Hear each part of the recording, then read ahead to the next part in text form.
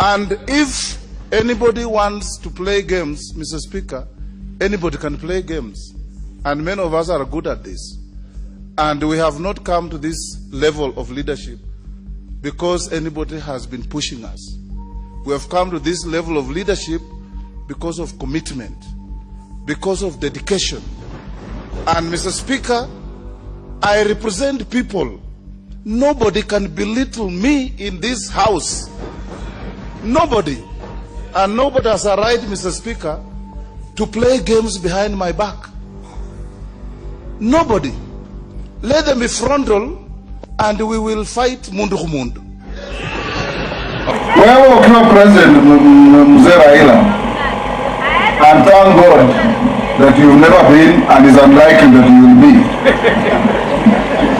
Yes, yesterday the Speaker of National Assembly, Moses Wetangula, came out and gave Raila a bad message. Came out to continue battling Raila Odinga to an extent that he said that Raila will never be president of Kenya. Among the very many people who have supported Raila Odinga for a very long time is Moses Wetangula. I think since CORD, not until when we were heading to the 2022 general election and they decided to stop Raila's big man syndrome. So, in this episode, I've come to talk about why Moses Wetangula came out to say that Raila Odinga will never be president, what it means for the Kenyan politics, and most importantly, the study materials we can learn from the politics of our nation. But before I do this, I want to let you know that if you are new to this channel, please subscribe. There's a lot of content of this nature. If geopolitics and economics is what you want, this will be definitely the right channel for you to subscribe to. So a few days back, when the Speaker of the National Assembly was making a speech, he came out to castigate Raila, but also went out and said that Raila will never be president. In fact, I also have the same belief that Raila's being president is in the past. He has ever won the 2007 election. He has ever won. It is believed that he won the 2017 election, but still he has never been president. Anyone who thinks that Raila will win the presidency in 2027 is damn sick. Most especially when he will be more weaker, he will be in his 80s, when he will be facing a person who won him when he had the old deep state.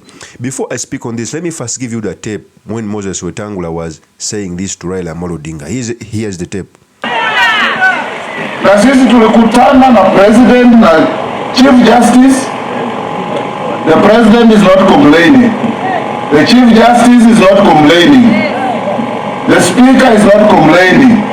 But there are those who are crying and wailing louder than the bereaved.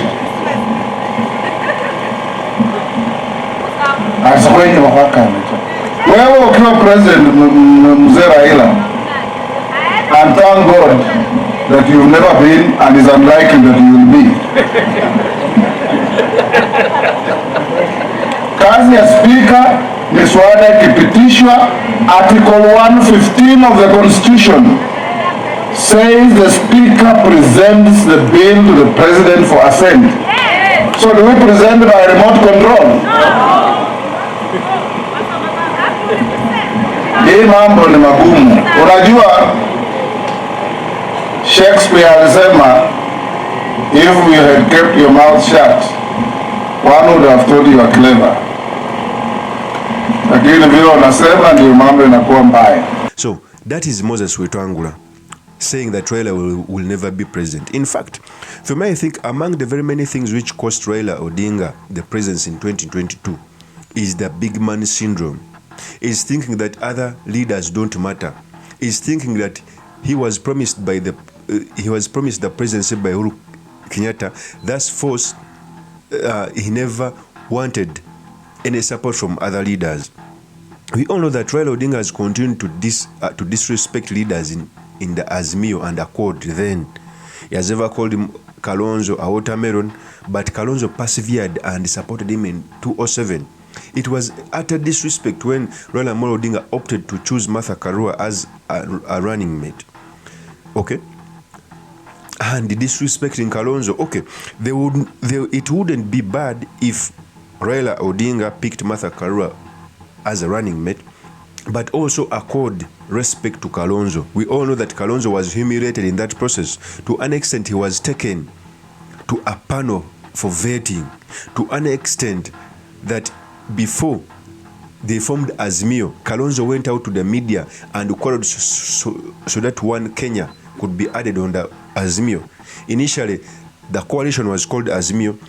It took Kalonzo to the media, okay, to yell to the public so that Azimio could also have another part called One Kenya. So I think in 2022, the Western leaders, and that is Moses Wetangula and Mudavadi, wanted to stop RAILA's big man syndrome, and they decided to support William Ruto as president. So to me, I think Moses Wetangula is trying to revenge on RAILA, because we all know even in the 2017, when there was a by-election in Bungoma, Moses Wetangula was de-whipped as minority leader. Although it is true ODM was the majority in the Senate, the minority in the Senate. In fact, Ford Kenya had one Senate in the names of Moses Wetangula. But due to regional support and due to what Wetangula espouses in the coalition then, he decided to, he was supposed to be the minority leader, but he was de-whipped and replaced by Orengo. And to me, that was bad.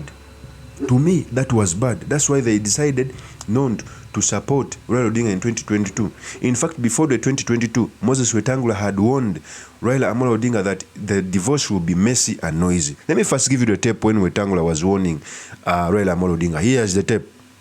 That a mischief has been going on behind my back. And I want to say this, Mr. Speaker. If anybody wants a divorce, it will be messy, it will be noisy, and it will not be easy. Because, Mr. Speaker, I want to tell my colleagues in ODM, for avoidance of any confusion, that for the last 2 presidential elections, we have supported a candidate fronted by ODM. And that is the reason why there are more in both houses than their partner parties. If Kalonzo Musyoka was the presidential candidate, probably Wiper Democratic Movement Party would be having the majority because of the advantages that goes with being a candidate. The same would have happened if Ford Kenya had provided a candidate. The same would have happened if ANC provided a candidate. I know that since we started this house, a conspiratorial process has been going on with nocturnal meetings taking place. The very least my colleagues can do, Mr. Speaker, is to have even called me to a meeting and told me, as our leader, the following are issues that we have against you and we want to change. Not to go and sit in the comfort of a 5-star hotel without members from ANC, Ford Kenya, Wiper, CCM. So I want to end here, Mr. Speaker, by telling my colleagues that I'm going nowhere, that I'm here, that I will be here, because I was not invited to join NASA. I am in NASA as a founder, and I founded code that transitioned to NASA, Mr. Speaker. And if anybody wants to play games, Mr. Speaker, anybody can play games.